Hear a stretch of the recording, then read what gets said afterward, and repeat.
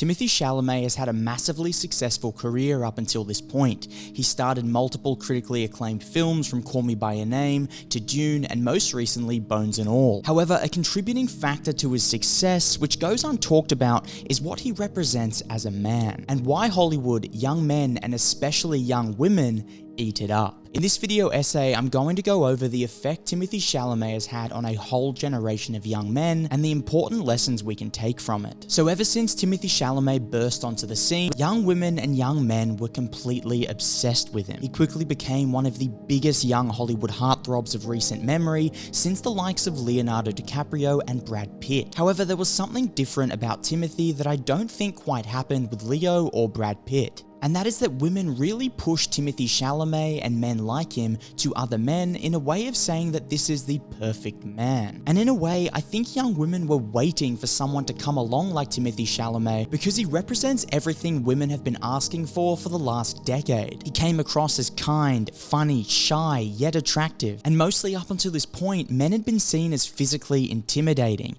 And that's what was perceived as the attractive man. They were strong physically and mentally and weren't in touch with their emotions. I would argue just 20 years ago, if a man was to express his emotions to a woman, she would have been turned off, as she would have seen him as a weak person. And I know some of you guys are saying, but wait, Leo and Brad Pitt aren't physically intimidating, but they were just seen as heartthrobs, dreamy men, but they weren't seen as attainable in the real world. But now with Timothée Chalamet, women have used him as a benchmark for how they want their real men to act in the real world. They now want someone who isn't going to hide his emotions away or have an intimidating presence. They want someone who will openly cry on their shoulder or someone who would admit that they were nervous. This is now seen as a sign of strength because it's seen as strong and brave to cry in front of another woman and drop the alpha male persona. However, I would argue that this isn't strength, but it is courage and it is honesty. So it is a good thing. However, we all need to look at this from the other perspective too. The reason being is I think I can talk for most men when I say we will do absolutely anything to attract another woman, which is why so many men years ago were rugged, stoic, and emotionless because that would be seen as attractive and that would get the girl. But now I think a lot of guys will play into their emotions and be more open in front of other women,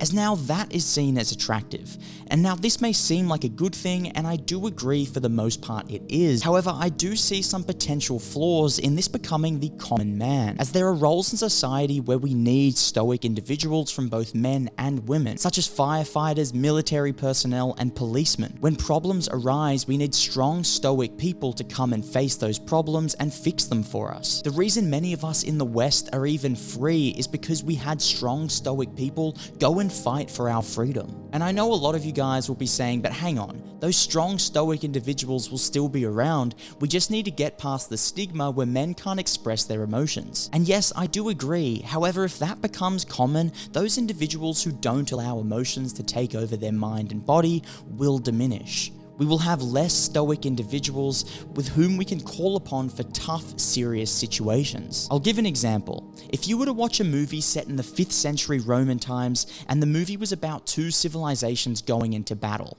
the Roman soldiers were strong, stoic, and emotionless, and the Greek soldiers let their emotions get in the way of their decisions. This is a hypothetical. I'm not calling Greek people emotional, but however, in this story, they are. And they constantly allow emotions to take a hold of them, and they cry to their wives that they are scared to go to war, whereas the Roman soldiers tell their wives, "Don't worry, we will succeed." Who do you think would win that battle? I'm sure we all agree that the Romans would. So I'm not saying that there is no place for emotion, and I'm certainly not blaming Timothée Chalamet for this, but I am expressing why I think it's dangerous to purport Timothée Chalamet as the perfect man, and a man that other men should aspire to. In reality, there is no perfect man, and men and women come in all different shapes and sizes. I think we need to get to a point where we don't judge those who may be less emotional, or maybe quote unquote toxically masculine, because in reality, masculinity isn't toxic, it's necessary. And both women and men can be masculine. And on the flip side, both women and men can be feminine. And femininity isn't toxic either, it's also necessary. And the beauty of life, relationships, and people in general is we can have that balance between masculinity and femininity. But I feel the only way we can reach that point is if we stop associating gender with it. Some people are masculine and some people are feminine. It's got nothing to do with gender. That's why I think it's important for a young man to find balance and to truly get to know yourself. Because once you truly know who you are, you become comfortable in your skin and you know exactly how strong you can be. And what's important about this is that you know when and when you cannot let emotions take control of you. Which, to bring back to Timothée Chalamet and the characters he's played all being quite emotional, and I think it's important to realize that as a strong man you can show emotion and you can allow yourself to open up, and that we do need to get past that stigma where men feel like they can't express their emotions. However, by truly knowing yourself, you will be able to know when you can and cannot allow your emotions to take control of you. And sometimes you just have to suck it up, stay stoic, strong, and balanced. Thank you guys